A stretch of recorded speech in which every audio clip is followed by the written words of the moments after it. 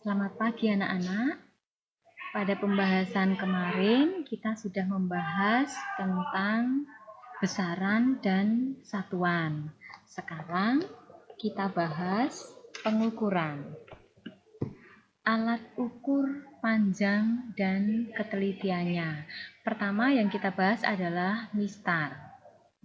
Mistar di sini beberapa identifikasi karakternya adalah skala terkecil dari mistar adalah 1 mm atau 0,1 cm dan ketelitiannya setengah skala dari terkecil yaitu 0,5 mm atau 0,05 cm.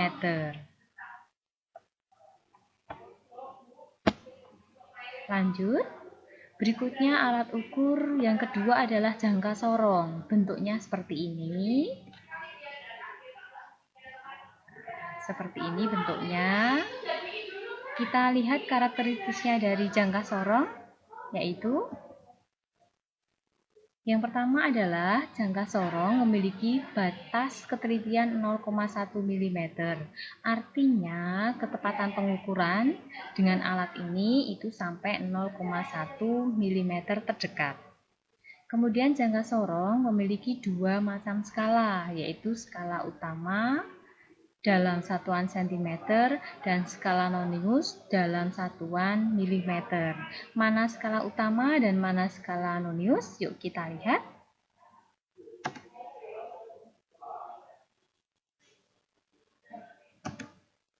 Nah, ini dia. Yang atas itu adalah skala utama, sementara yang bawah ini itu adalah skala nonius. Masih belum jelas, kita lihat ke berikutnya, slide berikutnya. Nah, ini diperjelas dengan gambar seperti ini.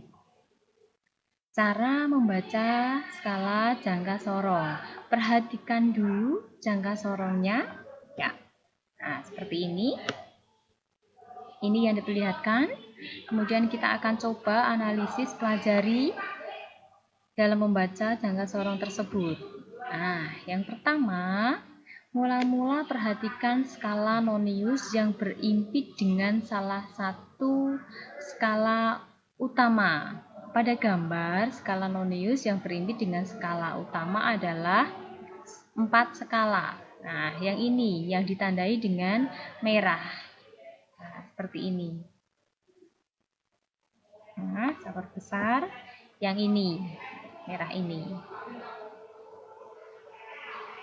Berikutnya, itu artinya angka tersebut adalah 0,4 mm atau 0,04 cm.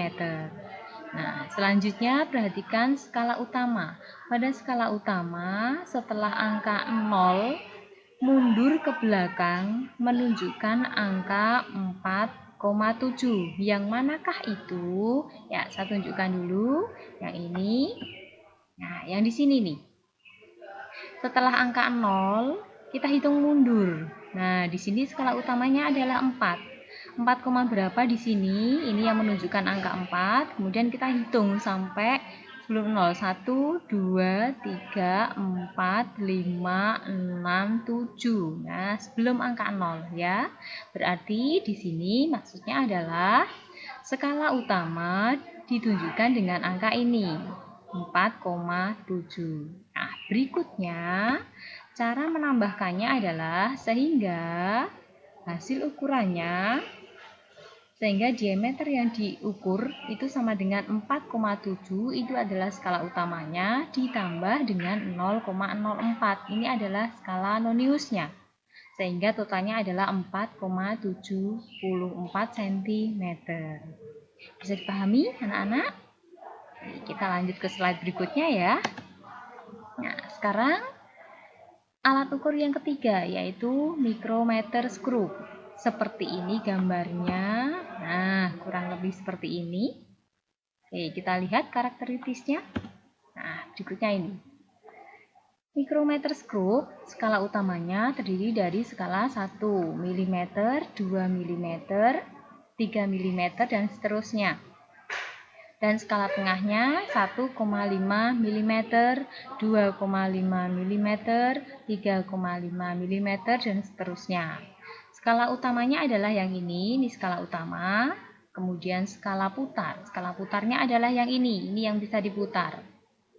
Terdiri dari skala 1 sampai dengan 50. Setiap skala putar mundur satu putaran, maka skala utama bertambah 0,5 mm. Nah, sehingga satu skala putar itu bernilai 0,01 mm. Lanjut. Ya, berikutnya pembacaannya. Kita lihat contohnya micrometer group contoh 1 ya. Saya perbesar ini. Nah, di sini ini ada skala utamanya 0, 1, 2. Kemudian di sini itu adalah antara 40 sampai 43. Nah, saya perjelas lagi dengan keterangannya, cara membacanya. Nah, di sini. Yang pertama adalah perhatikan skala putar berada pada angka berapa pada skala utama. Benda yang dipilih memiliki panjang skala utama 2 mm. Yang ini tadi 2 mm. Kemudian lanjut yang skala putar. Perhatikan penunjukan pada skala putar. Angka 43 pada skala putar berimpit dengan garis mendatar pada skala utama. Di sini ini adalah 43. Nah, di sini seharusnya ada keterangan ya, ini tapi terlalu kecil gambarnya. Ada 43, ada garis-garis kecilnya begitu. Nah, ditunjukkan dengan 43 yang lurus dengan ini. Lurus dengan garis pada skala utama. Nah, maka pembacaan pada mikrometer itu adalah 2 pada skala utama ditambah dengan 43 pada skala putar, ini dikali dengan ketelitian dari micrometer group, yaitu 0,01. Sehingga hasilnya adalah 2 ditambah 0,43. Hasilnya, jadi panjang benda adalah 2,43 mm. Bisa dipahami, bisa diikuti. Ya, kita next, lanjut slide berikutnya. Contoh yang kedua nanti sama. Oh ya, ini ada sedikit perbedaan ya di sini. Saya perjelas gambarnya. Nah, seperti ini. Nah, oke. Di sini ditunjukkan itu adalah 4. Kemudian di sini ada stripnya di sini. Berarti ini sudah 4,5. Nah, sehingga skala utamanya di sini adalah 4,5. Nah, masuk ke sini. Benda yang dipilih memiliki panjang skala utama 4,5. Kemudian caranya tetap sama seperti ini. Ini dicari yang segaris dengan ini, kemudian dikali 0,01, hasilnya ditambahkan dengan 4,5. Ada di sini hasilnya. Lanjut. Berikutnya, yaitu alat ukur massa. Massa itu adalah berat. Yang pertama kita bahas adalah neraca lengan. Bentuknya seperti ini. Nah, seperti ini neraca lengan. Oke. Lanjut, karakteristiknya. Dalam kehidupan sehari-hari, massa benda dinyatakan dengan gram bisa, miligram bisa, ons bisa, kemudian ton bisa, dan kuintal. Nah, diperjelas di sini 1 ton itu adalah 10 kuintal sama dengan 1000 kg. 1 kg itu adalah 1000 gram sama dengan 10 on. Lanjut. Berikutnya adalah alat ukur waktu. Pastinya tidak asing lagi buat kalian yang sering kalian pakai, yaitu jam. Kemudian ada stopwatch, bisa menunjukkan jam, bisa menunjukkan menit, bisa menunjukkan detik. Lanjut. Berikutnya adalah ketelitian dan akurasi. Beberapa hal yang perlu diperhatikan dalam pengukuran itu adalah ketelitian atau presisi. Presisi sama ketepatan.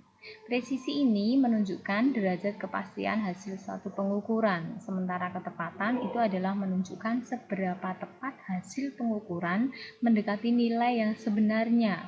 Nah, ada beberapa di bawah ini yang akan kita cermati lebih lanjut tentang ketelitian, presisi, dan ketepatan. Nah, contohnya di sini. Ketelitian dan akurasi tadi dibahas di awal untuk mistar. itu memiliki skala terkecil 1, mm, sedangkan jangka sorong 0,1 mm. Sehingga kesimpulannya, pengukuran menggunakan jangka sorong itu akan memberikan hasil yang lebih presisi atau lebih tepat dibanding dengan menggunakan mistar. Begitu? Paham? Oke, kita lanjut. Nah, tidak mungkin menghasilkan pengukuran yang sangat tepat atau sangat akurasi atau secara mutlak. Itu tidak mungkin. Ini disebabkan beberapa hal. Di antaranya adalah yang pertama, apakah alat ukurnya sudah menunjukkan 0 sebelum digunakan? Nah, ini harus dicek dulu. Kemudian yang kedua adalah apakah alat ukur memberikan pembacaan pengukuran yang benar ketika digunakan untuk mengukur sesuatu yang standar. Nah, ini yang harus diperhatikan. Lebih lanjut lagi, next.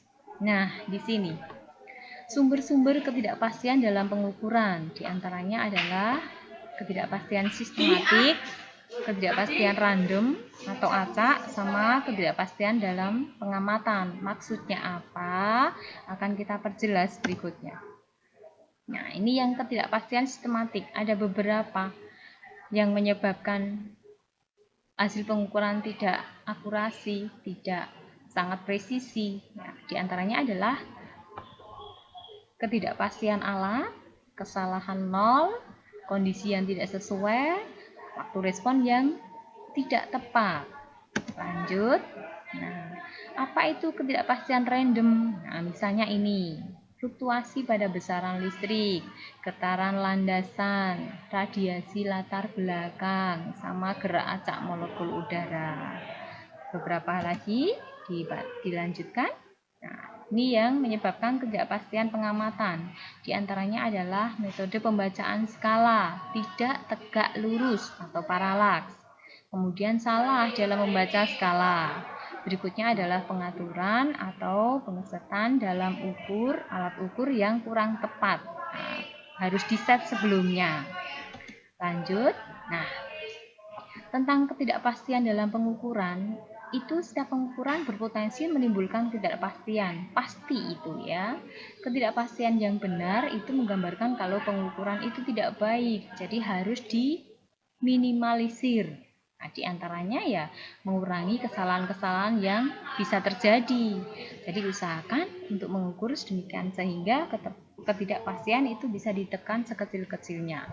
Di setting 0 dulu, betul-betul dimaksimalkan kondisinya, baru kita mengerjakan. Demikian tentang pengukuran. Untuk latihannya nanti akan Win kirim di classroom. Silahkan selamat mencermati, pahami, dan lanjut serius mengerjakan latihan soal. Kalau ada yang mau ditanyakan, boleh nanti ditanyakan.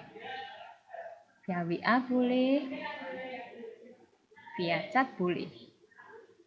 Demikian, saya akhiri penjelasan dari pengukuran. Terima kasih telah menyimak, semoga bisa dipahami.